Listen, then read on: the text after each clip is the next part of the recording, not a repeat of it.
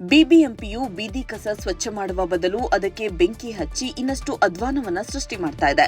ಬೀದಿ ಕಸವನ್ನ ಸಂಗ್ರಹಿಸಿ ಸಾಗಿಸುವ ಬದಲು ಬೆಂಕಿ ಹಚ್ಚುತ್ತಿರುವುದರಿಂದ ಗಿಡ ಮರಗಳೆಲ್ಲ ಸುಟ್ಟು ಭಸ್ಮವಾಗುತ್ತಿದೆ.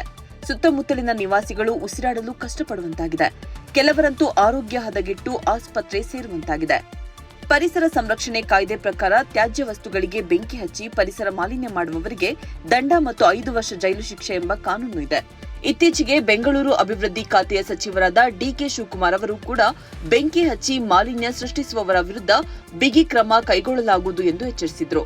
ಆದರೆ ಕಸಕ್ಕೆ ಬೆಂಕಿ ಹಚ್ಚುವ ಕಾರ್ಯ ಮುಂದುವರಿತಾ ಇದೆ.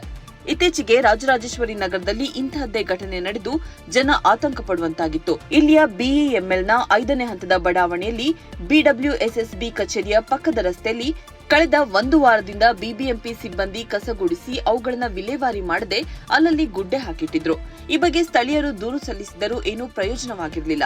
ಆದರೆ ಶನಿವಾರ ಸಂಜೆ ಸುಮಾರು 5 ಗಂಟೆ ಹೊತ್ತಿಗೆ ವ್ಯಕ್ತಿಯೊಬ್ಬ ದ್ವಿಚಕ್ರ ವಾಹನದಲ್ಲಿ ಬಂದು ಆ ತ್ಯಾಜ್ಯ ವಸ್ತುಗಳಿಗೆಲ್ಲ ಬೆಂಕಿ ಹಚ್ಚಿ ಹೋಗಿದ್ದಾನೆ. ಇದರಿಂದಾಗಿ ಆ ಪ್ರದೇಶದಲ್ಲಿ ಹೊಗೆಯಿಂದ ಉಸಿರುಕಟ್ಟುವ ವಾತಾವರಣ ಸೃಷ್ಟಿಯಾಗಿತ್ತು.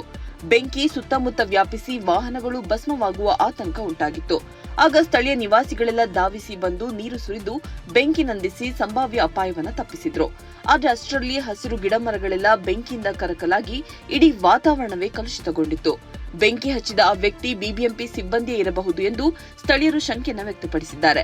ಈ ಬಗ್ಗೆ ಸೂಕ್ತ ಕ್ರಮ ಕೈಗೊಂಡು ಅಪರಾಧಿಯನ್ನ ಪತ್ತೆ ಮಾಡಿ ಪರಿಸರದ ಹಿತರಕ್ಷಣೆಗೆ ಮುಂದಾಗಬೇಕೆಂದು ಸ್ಥಳೀಯರು ಒತ್ತಾಯಿಸಿದ್ದಾರೆ. ಬೆಂಗಳೂರಿನ ನಾಗರಿಕರೇ, ಈ ರೀತಿಯ ಹೊಗೆ ಸೇವನೆ ಶ್ವಾಸಕೋಶಕ್ಕೆ ಭಾರಿ ಹಾನಿ ಉಂಟು ಮಾಡುತ್ತೆ. ನಿಮ್ಮ ಏರಿಯಾದಲ್ಲೂ ಹೀಗೆ ಕಸಕ್ಕೆ ಬೆಂಕಿ ಹಚ್ಚಲು ಬಂದ್ರೆ ವಿರೋಧಿಸಿ, ದೂರನ್ನ ದಾಖಲಿಸಿ.